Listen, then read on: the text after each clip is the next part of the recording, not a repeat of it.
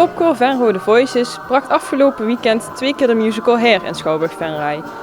In een nagenoeg uitverkochte cultuurtempel werd het publiek mee teruggenomen in de tijd van flower power, vrije liefde en de Vietnamoorlog. Naast het publiek genoten ook de koorleden met volle teugen. We hebben zo'n ontzettend leuke shows gehad. Het was geweldig. Zoveel enthousiasme, het publiek was perfect. Het totaal de adrenaline die daarbij van pas kwam. De hele show, we hebben ons helemaal gegeven. De stilte in de zaal op het moment van de vertelster. Ze waren zo aandachtig naar ons aan het luisteren. Dat gaf ons weer die extra adrenaline. Het was gewoon, het klopte helemaal.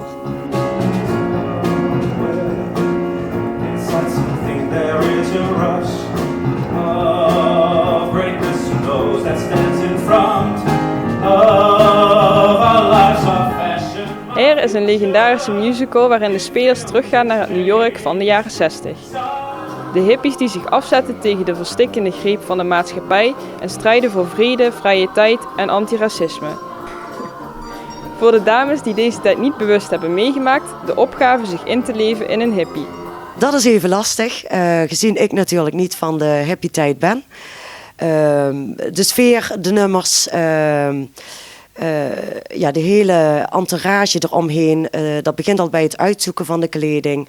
We zien elkaar staan op het moment dat we toch de proefkleding een keer aan mogen doen. De sfeer die daar omheen zit, dan kom je er automatisch wel in. En dan is het leuk dat jullie dan 2 solisten hebben die wel wat extra's aan 60 dames toevoegen. Absoluut. We hadden Dave Jansen en inderdaad Rick Alofs. Zij waren geweldig en dat was weer een extra dimensie om onze show compleet te maken. En dan niet te vergeten, onze vertelster die was zo goed. Zij vertelde het verhaal helemaal aan elkaar. En er was zoveel enthousiasme vanuit het publiek. Het was gewoon helemaal, het klopte helemaal.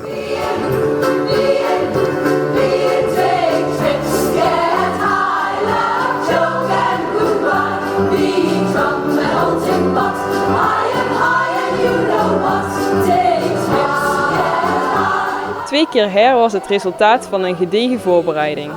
We hebben inderdaad 1,5 jaar tot 2 jaar zeer intensief geoefend. Het heeft ons heel dicht bij elkaar gebracht. Een hele fijne samenwerking.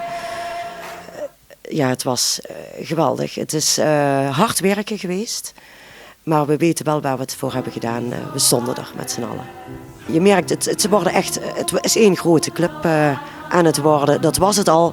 Maar met name door zo'n show merk je dat gewoon echt een hele close club zijn geworden. Dat is wel heel prettig, absoluut. De beloning op beide avonden was een staande ovatie van een dankbaar publiek. Nou, iedereen was vol lof. Het applaus. Zoveel enthousiasme kwam erin. We hebben gisteren inderdaad de eerste keer dat we de foyer inkwamen. Nou, met luid gejuich.